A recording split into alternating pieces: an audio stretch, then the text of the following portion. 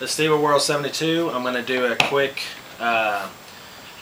swap out of the buffer spring in my AR. I ordered one of these JP Riffles Silent Capture spring, and I have a friend that has one in his rifle, and it shoots really nice. He has very little barrel rise, and there's a big difference. We're shooting the same ammo, and his barrel rise is a lot less than mine, and the recoil is softer.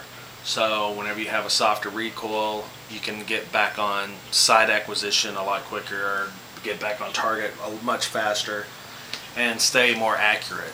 I'm kind of new to making these videos, trying some stuff just to get some information out there to some people and show them that anybody can do this. Anybody with some simple hand tools like maybe a hammer, a punch set, a decent punch set would be good, a small screwdriver.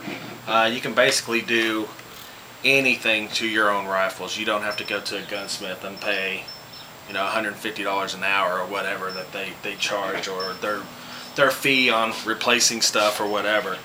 A lot of this stuff is really easy to do. First of all, I want to start off by showing that there's no magazine, that the rifle is empty. Nothing's in there. And this is a Black Rain rifle I bought a couple of months ago, and I really love the rifle.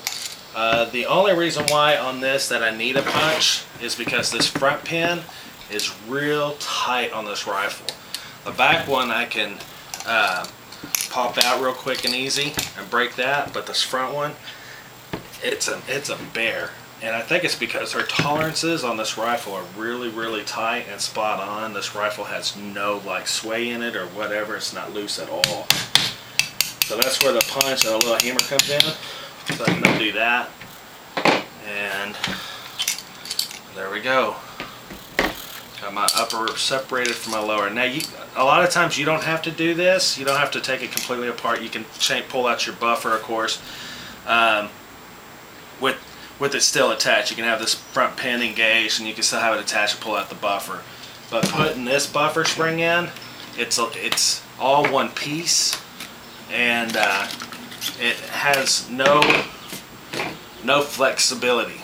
So it goes in one way and it comes out one way. And I'm going to show how to put that buffer spring in. But first, I'm going to go ahead and take out this one. All you have to do is there's this little buffer capture right here. Use a little screwdriver or something. Poke that down. Oops, I wasn't expecting that, but anyways, that came apart. Grab that real quick.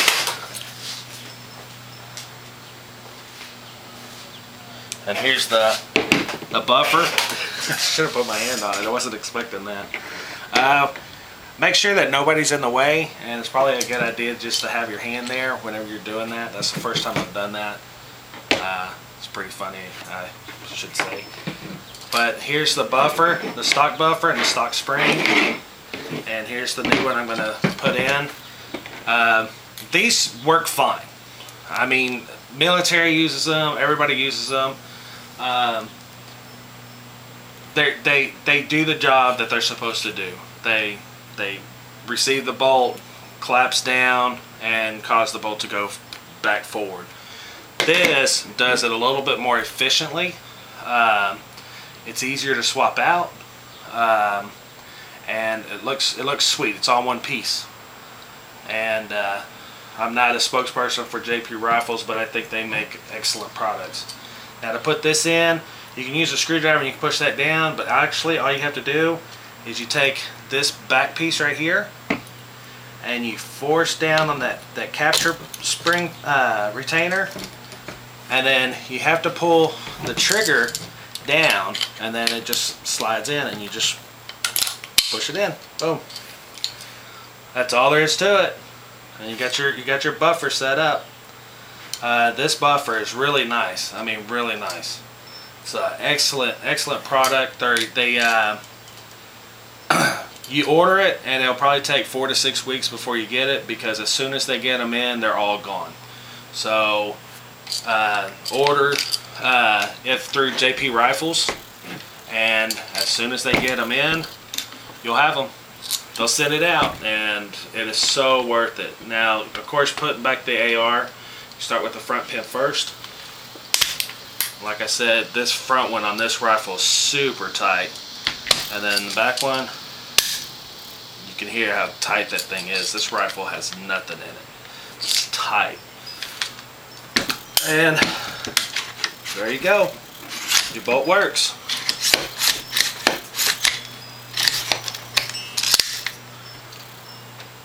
And that capture spring's really nice.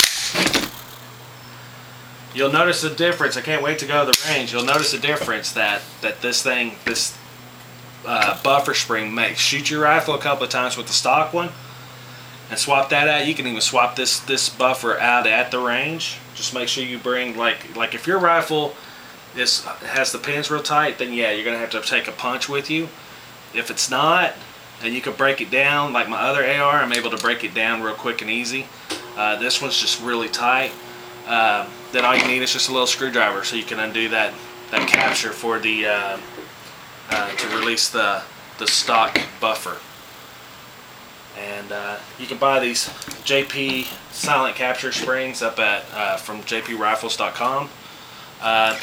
Even if you had the stock that's non-collapsible, it even comes with the piece to extend that spring out. So you just throw that in there, and then you put your buffer spring in, and it'll work on those stocks that aren't collapsible like this.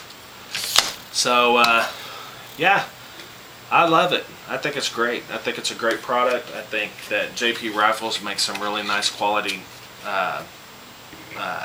parts and equipment, and even the rifles are really nice. A lot of their stuff is made for competition shooting. If you're target shooting, it just puts you back on target a lot quicker, and next thing you know, you start seeing your accuracy levels get a lot better, especially whenever you start sending a lot of rounds down range. I love it. I can't wait to go to the range. I may try to do it today. And I hope y'all like my video. If y'all do, please comment below. I appreciate it, and thanks.